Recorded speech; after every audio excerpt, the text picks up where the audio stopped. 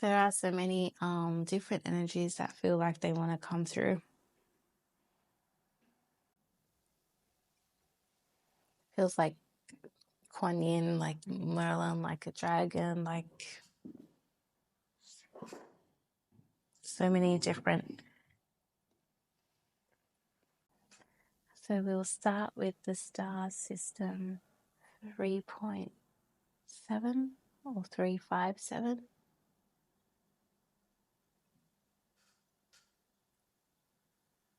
B. 357B. We come to you from the star system 357B, and the teachings in which we would like to share and the practices in which we would like to share, since your light is elevated enough to connect. Our planet is another galaxy. Our planet is a star in your galaxy. However, we have another galaxy.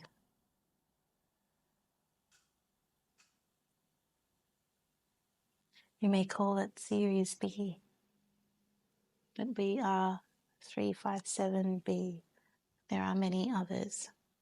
And in this galaxy, our system relies innately on the evolution and the light that your system is able to host, able to hold.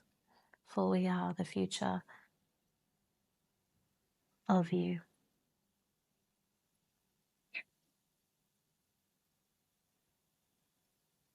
Think of a parallel version of your system, your solar system, your planet, and of yourself.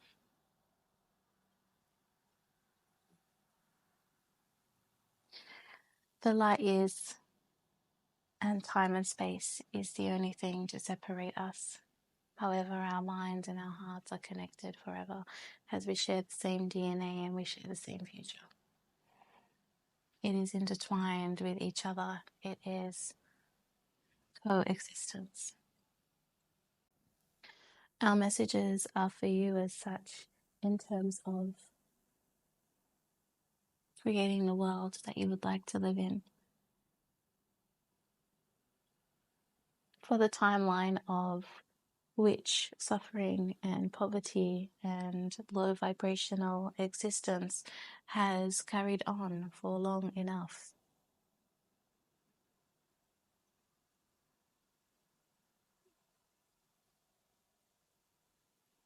For years and years and years, you've had glimpses of relief and visions of the future. Now it is time for you to take action in that future. For your light advances, your technology advances. Think of it as your system upgrading with the information that you're putting into it, which is your thoughts, which is your energy, which is your vibration. For this is the currency that creates momentum and change on your planet. We feel our message is important to be transmitted now, as you are at a time where so many people are ready for change, are ready to go within, are ready to switch on their light, are ready to slow down their thoughts, are ready for a different world, a different planet, a different means. And as they begin to be ready, it is time for the planet and for yourselves to step into your own mastery and into your own light for the ascension process to carry forward. The future timeline of the planet is completely dependent on the decision that you are making now. As your future selves, we can tell you that giving energy to low vibrational densities and timelines brings no good to you, to the collective, or to the planet. It brings no good to anything. other than keeping you in a cycle in which it is now time to release. It is time to surrender. A surrender to the advances that your planet has made, the advances that your science has made, the advances of technology, and release and surrender your daily mundane duties to the technology to allow you freedom to choose and to have the choice of freedom to choose what you would like to do for your day, where your energy is going. Therefore, these errands and these tasks and this schedule is not mandatory. Somebody else and technology can take the time to finish your task list, can complete it for you.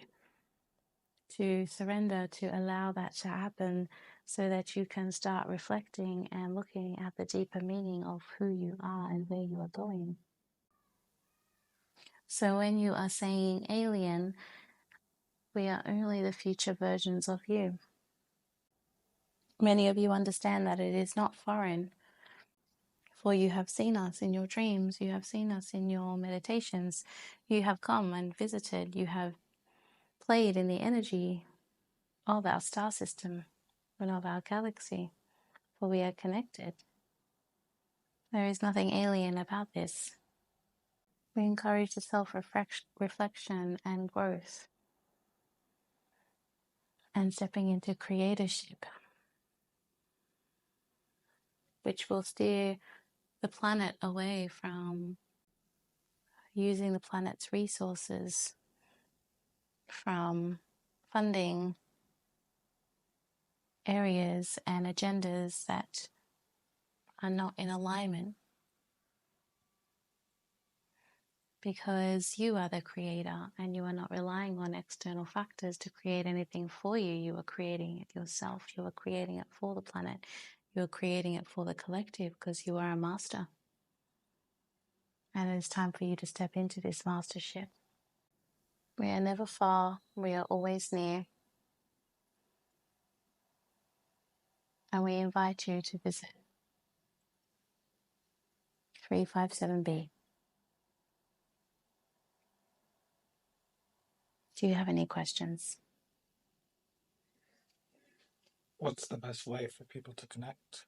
What's the best way for us to acknowledge that connection that we have? To connection to what? 357B, come visit. To you guys.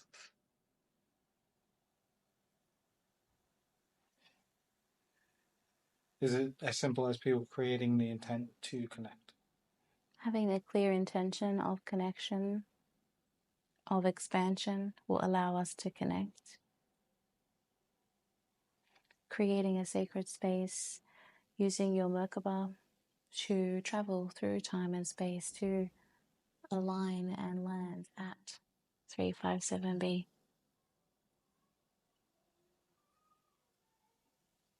And 357B, is that would we have a reference to that in terms of like our science and understanding? Possibly, but not as a parallel future version of Earth. Your records will be as a star. We are more than a star, we are a system. Not a replica, a parallel version, a future version of the whole system. So, okay, just to clarify, so you're saying not a replica, so it's not a carbon copy. It's a future version, as in we evolve into you eventually. Mm-hmm. Yes. Is it some of us or all of us as a whole? Everybody. Everybody, everything. Thank you. We will use this vessel for future transmissions as we feel is needed.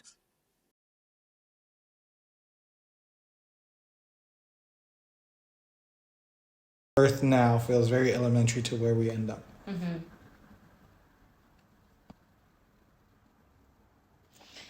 Yeah, and that's why there's so much guidance of like what to do now. Make sure you guys do this or follow. If we were you, we would follow here because they've done it and done it in so many other ways. And they kind of made me feel like this timeline of war and poverty and trafficking and all of this, and money and greed and all of this stuff can go on for a really, really much longer time. Mm-hmm. But the way that they were like feeling, it's like, are you guys done with this yet? Like, just be done with it already. This goes nowhere. This leads to no road, no ending. It's just a circle. So if you're done, be done. And it's almost like they made it feel like it's not just our lifetimes that we've been doing this, it's previous lifetimes and previous lifetimes. So it's been like a whole chunk of time that they're like, okay guys, it's been 100 years, okay, it's been 350 years, are we done with this? It's been 1,000. It's been 1,000 years. Time to move Are on. you done with the barbaric stuff? Are you done with the separating of the planet? Are you done with killing each other? Are you done with competition? Like, are you done yet? Because if you haven't learned already, it's just a circle. It's just a spiral that It's leads just back to correct. onto itself. And I think this would be really cool to have that this explanation in the spiral tomorrow. Like it's just a spiral. The war, poverty, the digging into history, it's just spiraling back on top of itself. It's the same. It's new players, new characters, new clothing, same story, same design, same actions, Yeah. same everything. Yeah. It's not creating new. It's just replaying what Yeah. we've played out before. Yeah. But because I'm assuming, because we've had so many more advancements, and it's like the first time that we have a new moon, and it's the first time that we can hold so much more energy, and it's the first time that we're holding so much light right now, that this is like the trajectory for the timeline and the storyline to change from that spiral, and This is the moment. this is the time to move on from that story and to get to the evolutionary point of leaving that all behind. But it was like the buildings spoke to the plants, and the plants spoke to, like it was alive, and the plants spoke to the building like it was coexisting with each other, and the ground was alive, and every step you take or every moment that you're in an area, you're connected to you are connected to everything and everyone at the same time. It's alive. Everything around you is alive. It's conscious, and you can feel that it's conscious. Whereas here, it's like, I put a road here, I put a car here, I put a bus stop there. It doesn't talk to each other. Mm-hmm. They're like empty squares of nothingness. Hollow shells, yeah. Right. Right. So what do we have to evolve to become consciously aware enough that everything around us is also co-creating, is also coexisting? Like this apartment is co-creating with us right now. It's holding the space for us to have this conversation. So what's stopping us to believe that it's alive? Well, for us, It's rooted to the ground. It's rooted to consciousness. It has intention. It has materials that are breathing. they're all atoms. Yeah, so it's just a whole different depth of understanding, because when the transmission was coming through, it kind of was like, wow, that was a lot of, I felt so much energy, like my body was moving and shaking, and I'm like, all that for like, you're on the right track, like change the timeline, like, we already know this, man. But it's like, they were showing me the feeling, they were showing me the existence. That was the physical stuff side of it.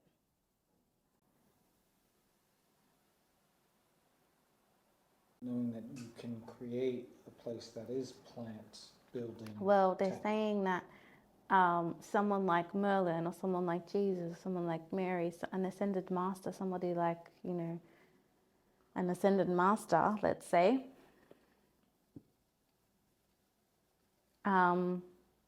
knows this information, so they would always live in the woods, or they would always live in nature, because they're trying to recreate the coexistence of consciousness in and around them at all times. They live. It's not off the grid, it's creating your own grid. It's being the grid itself. Yeah.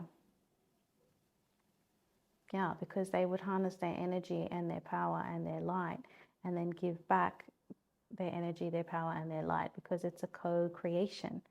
So you can't have that life, you can't have that light in an apartment tower. It doesn't have the same effect. You can hold as much light as you possibly can, but how much can you give that back?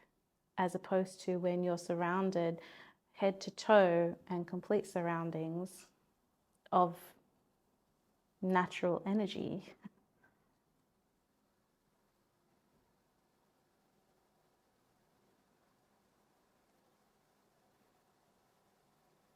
So instead of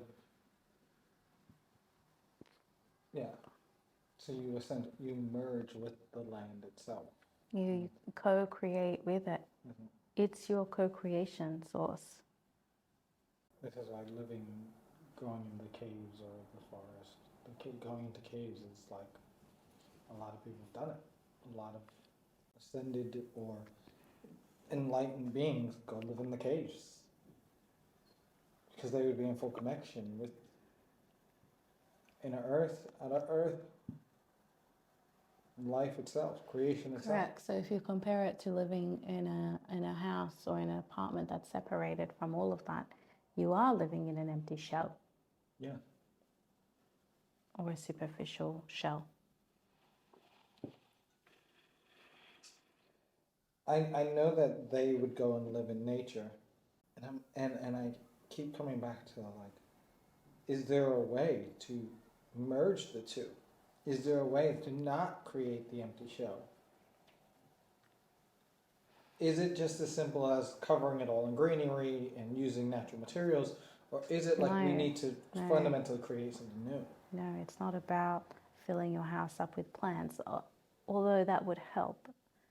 Same as having a greenhouse. Yes, that will help. It's about you knowing that you are the co-creator with the resources and using the resources to co-create and coexist, as opposed to walking on the grass and doing a grounding exercise. You are the co-creator with the grass for grounding to manifest. You are the co-creator with the grass and the sun for the grounding to manifest. You are the co-creator for you, the grass, the sun, and the oxygen and the trees around you, for you to be able to hold space and light and transmute for the space in the area, co-creating that transmutation. So it's about being at a level of light where you can command and demand the nature to be a resource for you, because it knows its part. It's just not, you haven't made that connection. There's no connection yet.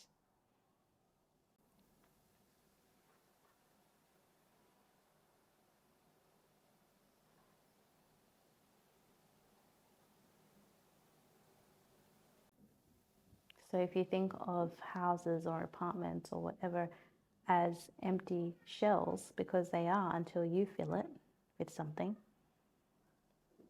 then, and you're already holding so much light and you're already co-creating and coexisting with your space, imagine if it was powered by the natural resources.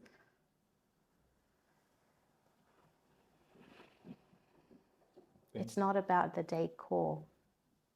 It's about the direction of the sun. It's about the ley lines underneath. It's about the intention. It's about co-creating a space that's inhabitable for both, of you to flourish and thrive and grow. There's a reason why in most places where you would go and live out in the bush or in the village, that just randomly potatoes started growing and you didn't even plant anything, or flowers start to grow wherever you walk every day, because you're co-creating with that grass underneath. You are manifesting growth. You are thriving. You are holding light. So it's only a manifestation, law of attraction rule for those things to grow where you are.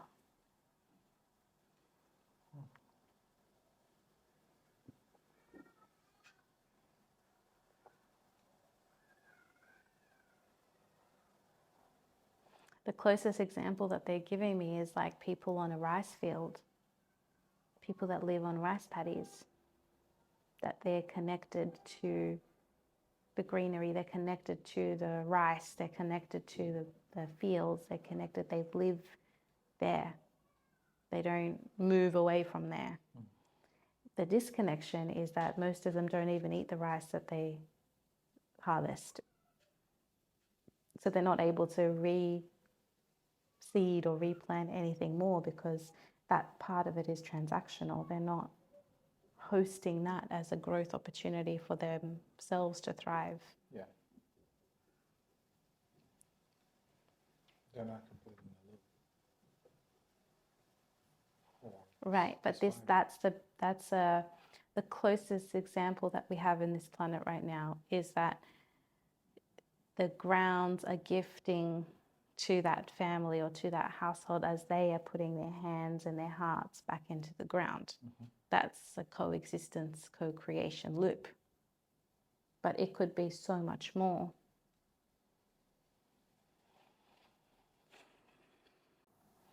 And the abandonment timeline or the abandonment energy is fed through the separation and of the empty shells.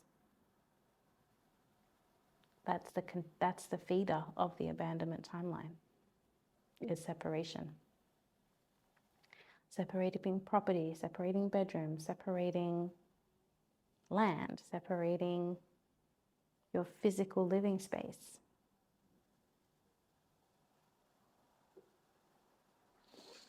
It's fascinating to see that the more light we became, the more open plan has become a thing. Mm-hmm. Yeah.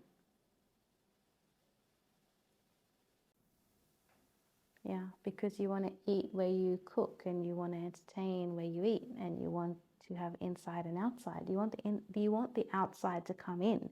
You just haven't integrated how to do that. Yes, you want it to be all seamless. You want it to all be one thing. We actually don't want it to continue to be separate. And that's the fascinating thing. We're in this, I can see us in this like debate of separation of how much do we want integration and how much we want to still keep things separate. And there's like this ongoing kind of tug and war that's going on within ourselves going, we want this all to be integrated, but then we want our individuality, and we haven't integrated that merger of what is individualization and what is full integration. I think that would be a great conversation to have and really understand that, how it's all one, because Well, you are an energetic imprint in individuality as reflected in your fingerprints in your human form, right? But your light imprint and the soul's connection is not individual. It is part of the light of everything and everyone. So you can be individual as your fingerprint is. But does your fingerprint need a party? Does your fingerprint need to be celebrated? Does your fingerprint really need to be different? Does it need to grow its own hair? What does it need to say that it's individual?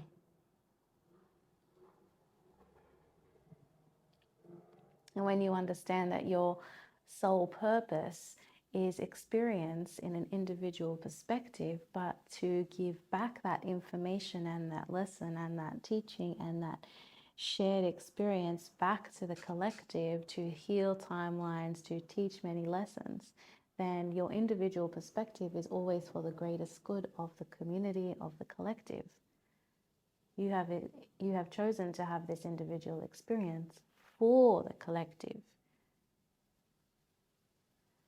Your individual growth is inevitable, as that's part of the human experience. That's what you sign up for. But the lessons and the eliminating timelines and the overall lesson is always for the collective and for the planet, for that to elevate, for that to heal, for that to grow, for that to expand.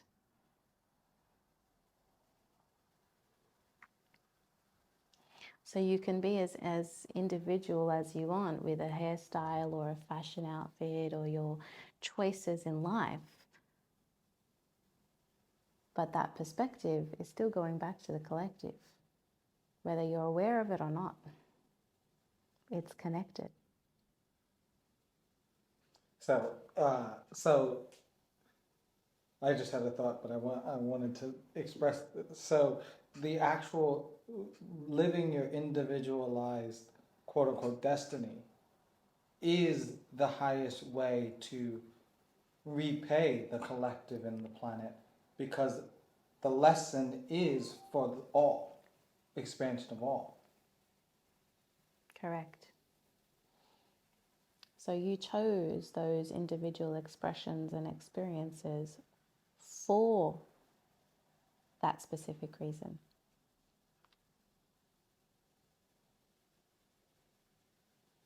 So when you're choosing to incarnate and you're coming in with your storyline and your experiences and what you need for your soul to evolve, it's not just your individual soul, it's your soul expression, which is light, which is the collective.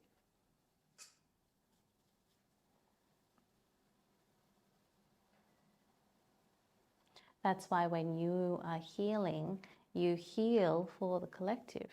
Just like when you have pain, you're having pain for the collective. It works both ways. Actually, it just works one way, if that makes it simpler. It's all the same thing. It's all the same thing.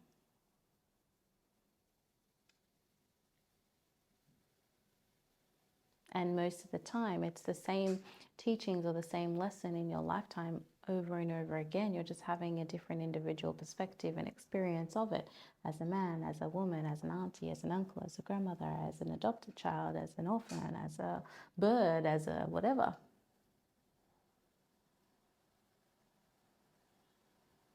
So think how many lifetimes it's taken for you to overcome.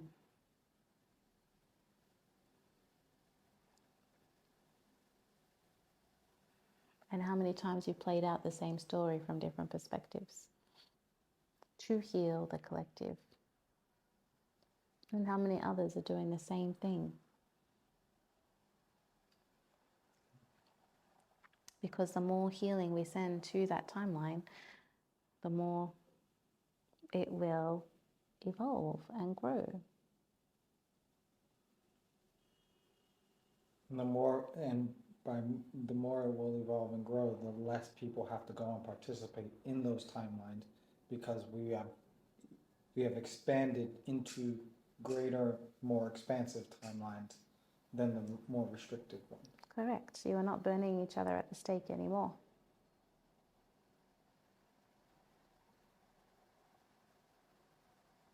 So you are healed from that. So you are healed from that timeline. So it's not just about that, it's about creating new ones, which you are at the point now. So a lot of the new souls that are coming in now are creating new timelines. They're creating new technologies, and they're coming in with a creation already. They're not going to have to dig deep and go on an evolutionary spiritual journey from a very young age. As soon as they can start talking, they will already be sharing this information. And if they're not already without talking. Yes, so those who have been here are meeting them where they are at. So we're evolving to match what's coming in. Correct. And there's going to be a meeting of kind of in the middle. Yep. So there was this mention of using technology to move beyond the everyday or the mundane task so that we can reflect and stand in creation. There's such a fear of allowing that to take place. where we outsource ourselves to technology, and because I guess we've either done it before or the story behind it is based in fear. Is it simply the way we've used it in terms of our technology that is causing Well, that fear, or is before it story? the timelines before and the fear that remains from that is that everything was relied on or handed over to technology, even from reproduction and your gender and playing and manipulating with technological advances of the human body and genomes. But now you are at the evolutionary period and understanding that with your meditation and with your mind and with your energy, you can change your genomes yourself if you wanted to. There is no need to rely on technology for that, which was skipped before. So the fear of technology can be eliminated if you are treating it as a co-creation. You are not handing your life over to a device. You are not handing your life over to something external of you. You have those tasks that you need to check off your list. This is an assistance, and treat it as such. It's the tool, not the mechanism, Correct. not the intelligence behind the tool. Correct. Use it for your assistance. Use it to be able to predict your traffic. Use it to be able to predict your flight times and the way that you travel. Use it in the best interest of convenience so that you are not thinking. So now you can go to the airport half an hour before and you're good. So what can you do with all that other time? Whereas before you had to arrive 4 hours before. So the digital and technology advances are not to your demise, they're to your advantage if you are using them in that way in which it was created in the first place. It was never created to take over the human brain. It was never created to take over you. It was created as of service. As of service, yeah. Exactly. Because it's a reflection of what you can do by yourself already. If you didn't have it, you would still be doing it anyways. Because it's only mirroring your desires. It's only mirroring your actions. It's only mirroring your reflection. So regardless, those things will be there anyway.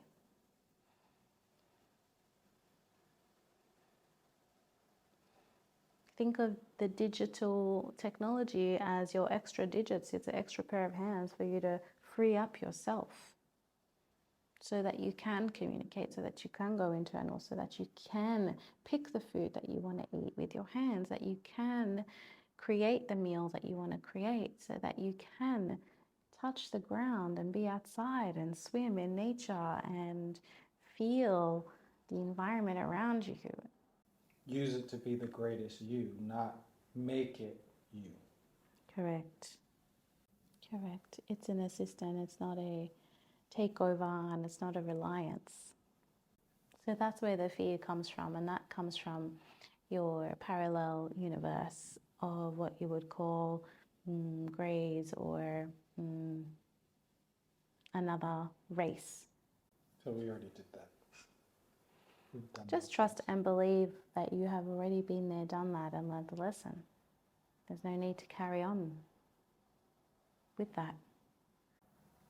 You are the greatest piece of technology. Humans are the greatest piece of technology. There is no need to enhance or integrate technology into what is already divine.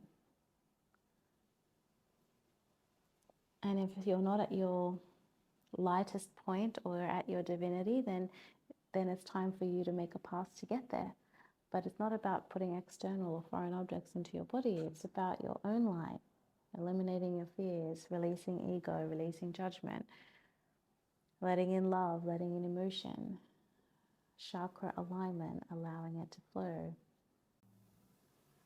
So everything around you, from plants to nature to animals to technology, it is there for you to co-create You are the creator here, and those are your resources and tools for the co-creation to manifest into your greatest desire.